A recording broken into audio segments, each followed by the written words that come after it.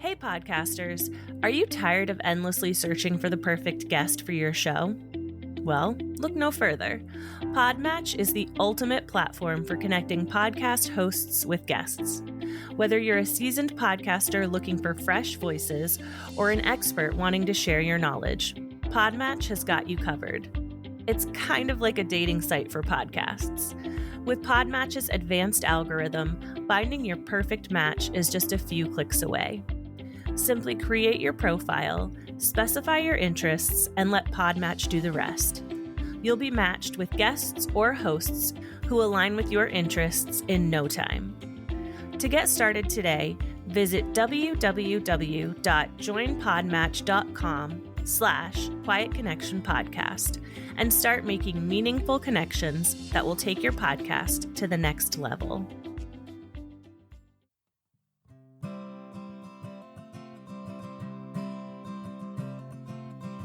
Welcome to Quiet Connection, a podcast dedicated to ending the stigma around postpartum mental health. I'm Chelsea. This week, Emily, a mom and psychologist focused on maternal mental health, shares her journey into parenting and her unexpected struggle with postpartum depression.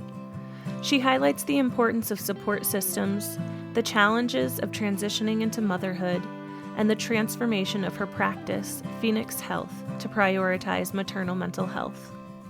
Here's Emily. Hello! Today I'm here with Emily. Emily, how are you?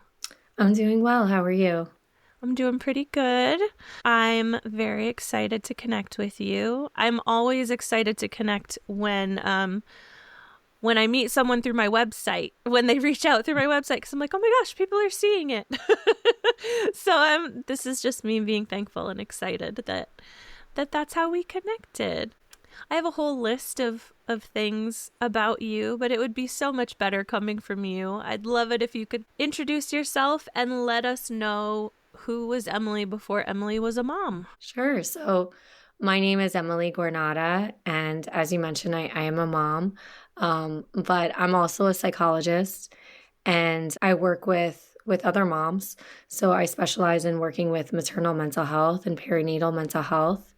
And Emily, before she was a mom, that's a question I've never been asked before. So I love that you're asking that question. I don't even think I've thought of that in 6+ years.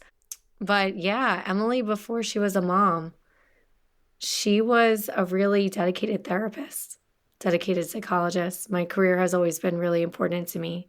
And then when I became a mom and I struggled personally, it became even more important. And that's when I really pivoted the work that I did to work more with moms and families that were also struggling. Yeah, and so like you mentioned, you work in the mental health field, and that you sort of pivoted after you had your do you have one kid or do you have I have two girls. They're 3 and 6. Okay. All right. Yeah. After you had your kids, were you sort of aware of the perinatal mental health field prior to your experience with PMADs? I kind of knew there was this world out there that helped moms, and I kind of knew that. I think even though I was in the field, I think I was still pretty naive. I mean, I had heard of postpartum depression. I don't even think I really knew what postpartum anxiety really was, because that's kind of the one that people don't really talk about, let alone all the other stuff like birth trauma and postpartum psychosis. I would say it really wasn't on my radar until I became pregnant. And that's when I started diving a little bit more into learning about these things. And I wasn't yet personally impacted. My struggles didn't start till I was postpartum. But when I was pregnant, I felt this desire to just learn more about what moms were going through during this journey. So that's when learning about perinatal mental health kind of became a passion for me. Yeah, which is really common. And even a lot of women and birthing people, like, they don't hear about it at all until they're affected by it. So yeah, so you were very passionate about the work that you were doing before becoming a parent. You're going into the journey of having kids. You're starting to explore perinatal mental health. in that in-between time, what was pregnancy like for you? What kind of experience was that? Pregnancy was actually it was pretty normal, and I feel kind of strange using the word normal, but normal in the sense that um I didn't have any complications. Everything kind of went according to plan and according to the book, and I feel very fortunate that that was my experience because there are many families that don't have that experience, but everything just kind of went according to plan. So I naively kind of thought that that's just what my motherhood journey was going to continue to look like, that it would just continue to be kind of typical, normal. I'm using these words in quotes, but Yeah. you kind of know what I mean. Um, I really I didn't have any issues, honestly, during the pregnancy. And I like that you specify like typical and normal in quotations, because like what is normal? What is normal and what is common? But it sounds like the pregnancy journey at least was what you might have expected. When did things kind of shift for you in terms of your mental health? I would say pretty immediately after birth. I had a really long labor and a really long just delivery process. Was pushing for 5 hours. I was in labor for a really long time. So I remember feeling really just physically exhausted by the time that my baby arrived. And, I had dreamt of that moment my whole life. I think a lot of people do.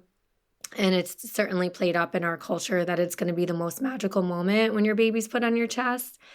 And it was special in a lot of ways, but I remember kind of feeling like I'm so exhausted right now that I can't fully appreciate this moment. And then it was immediate guilt, Yeah. you know? And I think I naively kind of thought that in that moment, the specialness or the beauty of that experience overshadows any exhaustion you're feeling, any stress, any anxiety. But for me, like I was already aware of those feelings creeping in. It was literally like right after delivery. Yeah. Things, yeah. Yeah. You said that you had that immediate guilt as well, too. Did that sort of continue through your postpartum journey? Like what did those first few days or first few weeks look like for you? The first few days in the hospital, I just remember feeling so exhausted. And my husband, my partner, he was there and he was also extremely exhausted. He was coming off of, I think he was working overnights, maybe a day or two before I had gone into labor. So he was already sleep deprived going into everything. Like I mentioned, I was in labor for a really long time. So he was in and out of sleep during that time, certainly not quality sleep. So he was very exhausted and I was exhausted. And I know this is the experience for so many families, that give birth in a hospital setting. But again, I had kind of naively thought that there would be some relief or support in the hospital or some assistance, but almost immediately we were kind of like, oh, this is all on us. Like there's no one coming to help us. There's no one coming to save us. They're coming in to check on us and check my temperature and make sure the baby's okay, but no one's here to actually help us. And that was really scary to me because I felt like I had no idea what I was doing. And the hospital was really a struggle. By the time that we were ready to leave and go home, I was so exhausted that I was kind of at my breaking point. And I did have a family member who I offered to come and stay the night just to help. So we had a little bit more hands on deck. And that was very helpful for one night. But then that night after, I was like, oh, now we're alone again. And no one's coming to save us. No one's coming to help us. And it was like that constant just sense of fear. And how am I going to do this night after night for the foreseeable future? Yeah, and I think it's important to note too that, like you said, like this is something you dreamed of. This is something that you were anticipating and wanting, and still feeling that fear and uncertainty. and how common that is. But we don't realize that. We don't realize that until we experience that. When did you sort of start to recognize that the struggle was becoming like real? Like this was more than baby blues, or this was more than just adjusting to new parenthood? To be honest, I think it took me years to admit that it was postpartum depression. I at no point within, certainly not within the first year, ever admitted it. But looking back in hindsight, it definitely evolved from the baby blues into postpartum depression. Within that, usually baby blues are about 2 weeks. Within that 2 weeks, I was still continuing to feel really low, just really depressed, really, what's the word? I kind of like dread. I felt a lot of dread. And that was all within the first month. So it just kind of evolved from baby blues into a perinatal mental health condition. And you can see that in retrospect now. Do you feel like the stigma surrounding perinatal mental health disorders, on top of this notion that like mental health professionals can't have mental health struggles, do you think that played a role in the amount of time it took you to recognize? 100%. Yeah. Yeah. I felt so much shame in the fact that I was struggling. And I had so many therapist friends, people in the profession, and I felt too embarrassed to let them know what I was actually feeling. I also felt with family members that if I admitted that I think this is what it is, I was going to be seen as a fraud. So I really kept that to myself for a long time. And I think so many birthing people experience that stigma, even if they're not in the mental health profession. But there's definitely this sense that, I'm weak if I admit that this is what's happening. Or it can happen to other people, and I empathize with that, but not for me. Yeah, absolutely. That definitely resonates with me. And I know it will resonates with a lot of parents, new parents, first-time parents. It doesn't matter how many times you have kids. Every experience is different. And even if you're not, again, you might be someone who doesn't judge other people who are struggling, Exactly. of friends going through it, and you really feel for that friend, no judgment.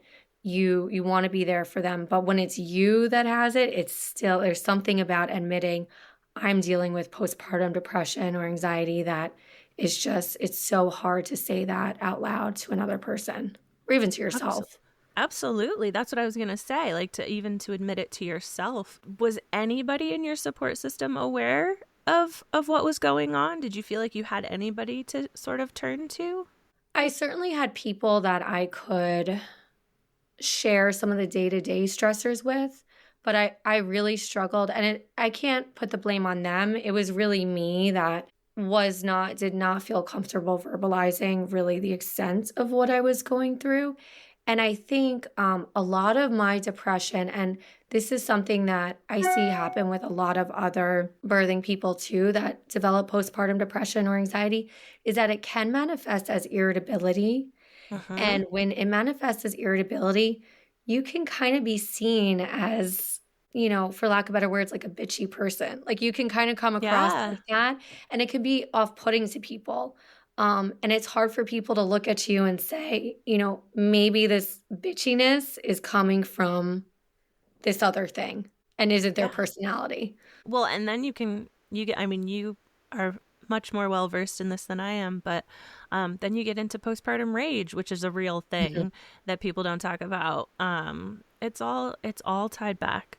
And it's not you, and it's not your fault. I think though, when it is more of that, when it's more externalized, like with irritability or rage, it's a lot harder for the people in your circle to have empathy for you because they just don't understand it. So then it's this kind of extra layer of, and you're feeling bad and guilty and ashamed that you're lashing out or, coming across rude to other people, and you don't quite understand really what's happening. You almost can't control it. But it's really hard for your support system to be there for you. It's a lot easier to have empathy for a person who's sad than it is for someone who's irritable or angry all the time. So it kind of does distance you from the support that, could be there for you. Yeah, that's a really important distinction to be made too. And to keep in mind, like, if you're feeling these things, if you are, and you feel like you're like, wow, I'm being really bitchy, like, Yeah. I'm noticing myself feeling this way. It's not you. It's not you. And that's, Yeah. it's a deeper issue, and you are worthy of support, and you are worthy of help. And it's good for people in your circle to kind of check in on you if you are Yes. displaying some of those things. It's hard to not take it personal, but if you can kind of take a step back and say, this isn't typical of this person to kind of act in this way, maybe I should check in on their mental health or really see how they're doing. Try to put my feelings aside. Again, I know it's hard when someone's directing irritability or anger at you, but it's just something important to keep in mind. This is why I love having mental health professionals on who also went through a PMAT experience, because you come you obviously bring your personal experience and how you navigated it, but I love being able to provide listeners with tools in the toolbox. Obviously, this is not a replacement for therapy, or this is not like this is not like, okay, listen to this podcast episode and you're going to be okay. But I love getting those little nuggets, not only for birthing people but for partners, like you just said. Mhm. Like, keep an eye out, check in. It's not personal. It might feel personal, but it's not. Taking it back to you and your journey, how did that experience coming into motherhood, new motherhood, how did that sort of impact your relationships, in terms of like relationship with yourself, relationship with your partner, and your relationship with your new baby? I think as far as my relationship with myself, I really didn't know who I was. And I was really desperately trying to figure out who this new version of me was. I remember my husband and I were running errands, and I stayed in the car with the baby. And this must have been like a couple weeks postpartum. And I remember sitting there while she's sleeping and Googling, when do you feel like yourself again after having a baby? And Yeah. the consensus on Google was 12 weeks. And I was like, "Oh my gosh, 12 weeks. I'm only, 3, 4 weeks in. How am I gonna make it?" And then when I got to 12 weeks and I thought, "Oh no, this can't be this can't be right. They had to have gotten it wrong because I certainly don't feel like I figured anything out 12 weeks in." So that was a really long discovery to kind of find myself again, find this new version of me that I think is still kind of evolving years later, 6 years later.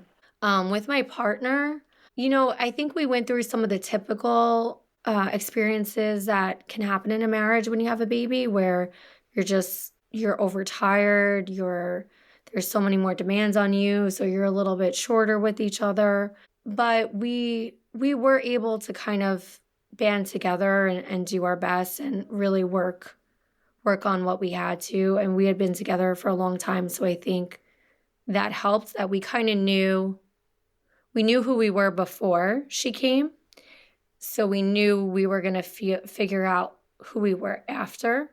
But we knew that it was going to take time, and I Yeah. think that helped, that perspective. Yeah. And with my new baby, it's so hard because I've heard people who have gone through postpartum depression and anxiety and other PMADs talk about this, that sometimes it's hard to look back at the pictures of when they're newborns or the videos because they're so cute, and you look back and you remember how you felt when you took Yep. that picture. And I think it's to take time for me to bond with her. I mean, I Yeah. certainly loved her right away and I was so grateful for her, but that sentiment that you were gonna instantly bond wasn't the case for me. That was a journey. And that's a narrative that is really heavily pushed, is that, just like you were saying, like, when you meet your baby, it's going to be this magical experience. Like, that's what we're told. And it's I think it's more common to have to sort of build that bond. It takes work, and there's nothing wrong with that. And it doesn't mean you don't love them, and it doesn't mean they're not wanted. So you said you didn't really acknowledge it or recognize it for what it was at the time. Do you think you ever really got back to baseline before deciding to have another? Well, I did. So it took me about 8 months after my first daughter was born to find a therapist again. I Okay. had been, in and out of therapy, being in the profession, You kind of have to be in therapy when you're in school. It's part of the requirements. And I had done it personally on my own too throughout my life. So I decided to go back into therapy. And unfortunately, the provider that I was working with, she just really wasn't well versed in perinatal mental health. And some of the things that she said, though I think they were well-meaning, they came across very judgy at the time. So it was really hard to connect to her and feel supported. So I worked with her for a little bit, but I actually ended up feeling like it was causing more harm than helping at that time. So I stopped working with her. I took a little break, and then probably my daughter was probably a little more than a year. I decided to search for another therapist, and I found the therapist that I continue to work with now. And that getting into therapy again really helped me heal with someone who I felt safe with. And then I think part of it was just like time too, just time and adjusting to motherhood, going through the different stages. I think different stages are hard for different people. And for me, the newborn stage is always very difficult. So when I get out of that stage, I can kind of breathe a little bit better, and then I can kind of get my bearings. So I did feel pretty at my new baseline, I would say. Yeah. I was at my new baseline by the time that I had my second child. And that, of course, that coincided with COVID. So I found out I was pregnant with her in March 2020. Oh my gosh. And I did have other challenges during that pregnancy, the stress of the pandemic. My father-in-law was unfortunately diagnosed with terminal brain cancer when I was pregnant with her, and he passed away when she was 5 months old. So kind of dealing with his health journey and watching him die through that time was really difficult. But I think actually I felt like I had to be strong during that time for my family. So interestingly enough, I certainly dealt with the baby blues, and I had low moments postpartum with my second child, but I wouldn't say that I slipped back into postpartum depression. And I was also in therapy that whole time too, so that helped. I'm really sorry that's a whirlwind and a storm of experiences to have to go through while you're also pregnant and have another child to take care of. I absolutely feel for you. And it's another perfect example of every pregnancy and birth is different.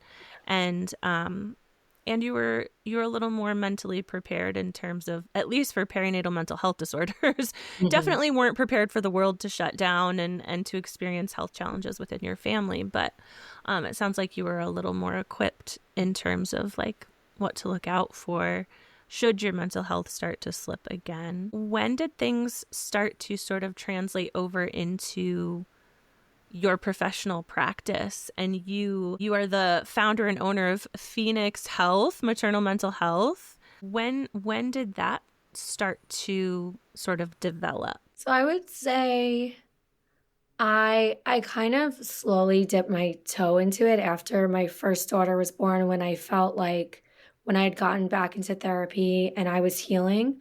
I started taking more certifications and trainings in perinatal mental health. And then after my second baby, at that time, I felt like I was in a good space to begin this work. So that's when I shifted my practice to working with other families that were going through similar things. Did you find it? I've met with a few other mental health professionals who have now transitioned into the perinatal mental health field. Did you find it challenging to kind of figure out how to get those certifications, or did you know where to look? It's funny. I think I kind of intuitively knew that that's the direction I was going to go in, because before I was even pregnant and during my first pregnancy, I was already kind of researching them. So they were on my radar. So when I did feel ready, I kind of knew exactly what steps to take. That's amazing. A lot of the people that I've spoken to, PSI, Postpartum Support International, does a lot of that certification for a lot of people. I'm not sure if that's the route that you took or not. Yeah, it is. But that's they're like the leading / the only in our country. So for a lot of mental health professionals who go into perinatal mental health, like it comes from experiencing it, because otherwise you'd never know where to look, because it's not, I correct me if I'm wrong, as the last that I knew, perinatal mental health disorders aren't in the DSM. They're umbrellaed under other mental health Correct. disorders. Yeah, Yeah. so it's not something that mental health professionals are being trained in No, necessarily. we're not taught about them in school. When we take our diagnostic classes, um, I don't, I couldn't even tell you if they were mentioned when we were going through the DSM in school. If they were, it was very brief. Yeah. Yet it's such a, I mean, when you think about the reproductive years in a birthing person's life, it spans, their 20s, their 30s, their 40s, part of their teens. Like it's a huge chunk of time when people are vulnerable to these conditions, and for it to not get the attention that it really deserves is extremely concerning. Yeah, which is why I'm thankful for people like you and for other perinatal mental health professionals that I've gotten to connect with, because one, you're doing work that desperately needs to be done. I mean, we can agree that mental health, the state of mental health in this country, mental health care is not where it should be. But Mm. if you take it a step further and you narrow that lens in to perinatal mental health, it's abysmal. There's like nothing. So to know that there are people like you out here doing this work and sharing your story and helping other birthing people gives me hope, for whatever that's worth. Thank you. And you know what? It's such a help for us all to talk about it. I mean, you sharing this on your podcast and having these open conversations about it, and everyone out there in the world that's having conversations about it, whether it's sharing their story or just destigmatizing it in some way, everyone's doing their part. And we all Yeah, need to do this together. It's definitely a team effort. absolutely. When did it sort of become important to you to share your own story? That's a good question. I would actually say in the last year, I've kind of pieced my story together. And again, I mean, this really speaks to the stigma of it, but for the longest time, I didn't share that I was a PMAD survivor. I just felt like it was gonna, I think I thought it would take away from my credibility. Mm. And then in the last year, I've really just done a lot of reflecting, and I've seen how my story helps me as a clinician. And my story isn't something I share necessarily in sessions with my clients unless it really is appropriate and it's really going to be helpful, but it's not necessarily a part of my therapy with people. But understanding my story and just having a cohesive story for myself makes me a better clinician. And then being able to share it with people like yourself, I feel like it's just been so amazing. It's been so just relieving to get it out there. And I think a lot of people experience that, even if you journal about it or you talk about it, you share it with a friend. There's just so much relief in sharing it with other people and not just keeping it inside. Yeah. That's what we're trying to do. That's the whole idea behind Quiet Connection. Although we're not so quiet anymore. We're we're getting louder, which I think is good. Obviously, I'm not going to ask about like client specific stuff or anything like that. But are there some common denominators that you find with the birthing people that you work with experiencing PMADs, or maybe some, to even take it a step further, like things that you're hearing often that resonate with you? I think a lot of you see a lot of trends in terms of people who are at greater risk for developing PMADs. So, people who have a lack of support and really a perceived lack of support. So, the actual size of your support system doesn't matter as much as how you feel about the quality of your support system. But people who feel like they don't have a good quality support system are more vulnerable to postpartum depression and other PMADs. One thing that I learned later on that was really interesting was how people who have kind of high functioning anxiety, perfectionist tendencies, type A personalities are also at greater risk for PMADs. And that's something those are traits that I certainly resonate with. Yeah. And there's a lot of reasons for that, like we really thrive on feeling in control, and having a new baby, your life feels very much out of control. Um, so that's something that I also hear come up in my practice too, with clients who kind of have those personality traits. And often those personality traits are really helpful when they're pre-baby, if they're in their careers and they're working really hard and they find a lot of success and they really appreciate those parts of themselves. But then when you have a new baby and you have to try to be really flexible and more kind of go with the flow, it's really hard to adapt in that way. I definitely resonates with me. I can tell you that. So another reason that I really like to have mental health professionals who have experienced this is because I get to ask a question that I don't get to ask very often. And it's a little challenging and it might put you on the spot a little bit, but if you could sort of design, or if you could make changes to the way that we handle birthing people in the postpartum period so that every birthing person gets the support that they need, but especially in terms of postpartum mental health and perinatal mental health, what do you think some of the biggest and most important changes to our system would need to be? A high level answer, I think just a more team oriented approach. There are resources out there for postpartum individuals, but they're not all accessible for various reasons: cost, location. Another big problem is that there's not really coordination of care. And I think postpartum individuals can be best served when their therapist can be in communication with their midwife, with their OBGYN, with their lactation consultant, and we can all work together as a team to help that person. I think that person just benefits from knowing also not just the quality of care that they would get from a team-oriented approach, but just that sense of feeling cared for. In other cultures, you have women in the village that come together and they all work together to support you physically, emotionally, to help with childcare. And there's a lot of relief in just feeling taken care of. And I don't think we do a good job of that in this country. And some people are very fortunate to have great support systems of people who come in and do that for them. But there's a lot more people today that don't have that built into family or friendship circles, or are geographically isolated. And those people are really left out to dry. Do you feel post-COVID that it is even more of a challenge to build that village or that support network? I do think so.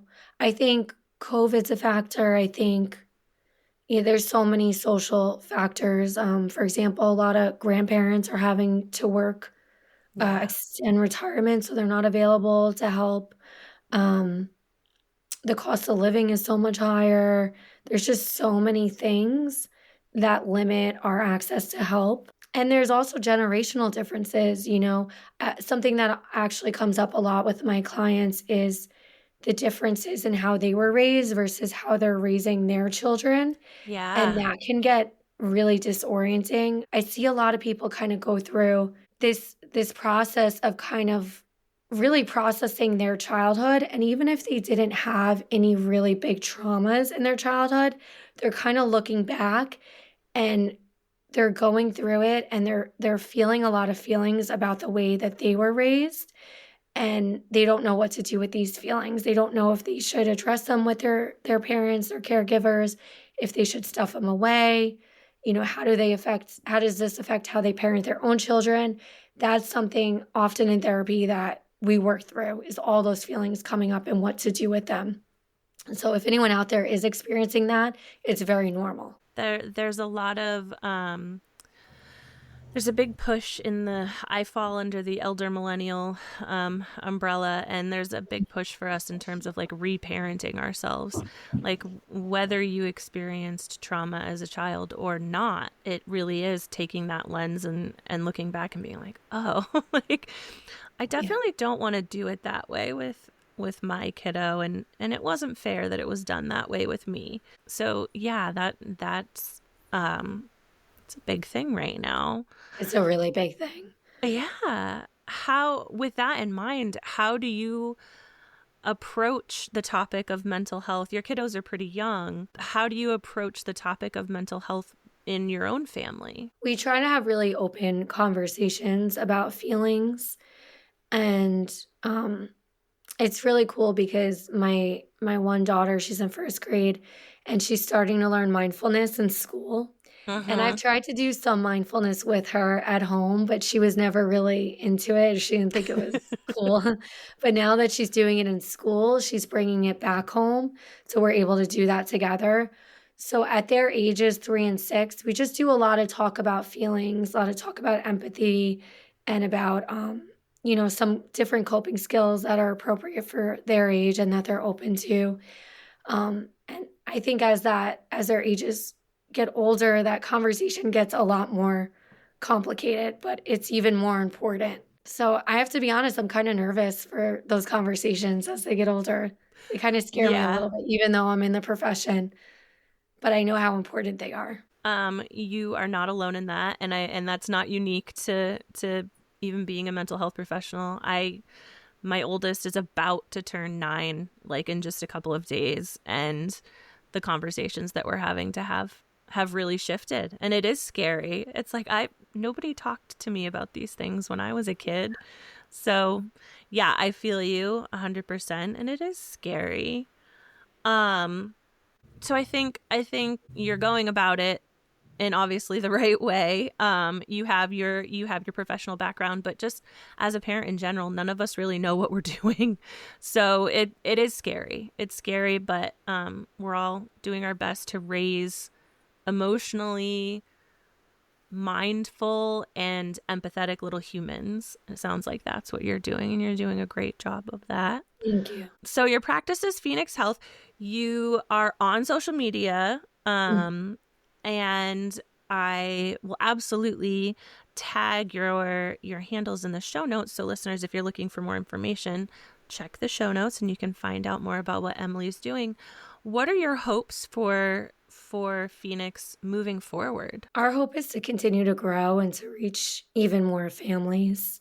And like your question before about what I would change about the maternal mental health landscape, that team-oriented approach, I think our hope down the line is to be able, as we grow and we have more resources available, to be able to offer that, to kind of be that one-stop shop for all the different types of support that you can benefit from, whether that's individual therapy, support groups, lactation consulting, etc. I love that. And if you don't already, which you probably do, but if you don't already, Mom's Mental Health Initiative, I don't know if you've heard of them, but they're trying to do that same thing. So that might be a nice little connection to make. They're in a different state, but that's what they're trying to do. And we need more people like you, and we need more resources like Phoenix and like Mom's Maternal Health that are really providing that wraparound and helping moms and birthing people feel cared for and taken care of, and building that village. Yeah, the village looks different now than it did hundreds of thousands of years ago, but yes, we need to do a better job. We do. And that saying, that age-old saying that it takes a village to raise a child, like it takes a village to build a mom, to build a family. Like it's not just that baby, it's not just that child. Like that whole family is now different and deserves to be cared for and supported. And yeah, we're having to sort of redefine what that looks like a little bit. But I super, super appreciate you coming on. I'm so thankful that you reached out. I'm grateful to be able to share your resources and your insight. I'm thankful to have been able to facilitate helping you share your personal story. And I think I'll wrap with, what do you hope my listeners take away from your story? I hope that people don't end up like me, where they feel so much shame in admitting, or they kind of know something's not right, but they're afraid to admit, even to themselves, what it is. And I know I could say this 100 times, but to actually be in it and to do it is completely different. But there really is no shame in asking for help. And of course, I'm saying that in hindsight. I struggled with it, but I just hope that people can understand and get it better than I did, that there really is no shame in asking for help if you're struggling. I think that that's super important, and I appreciate you driving that message home. Just thank you so much for what you're doing, and thank you for coming on. Emily, thank you for sharing your story and your insights as a mental health professional.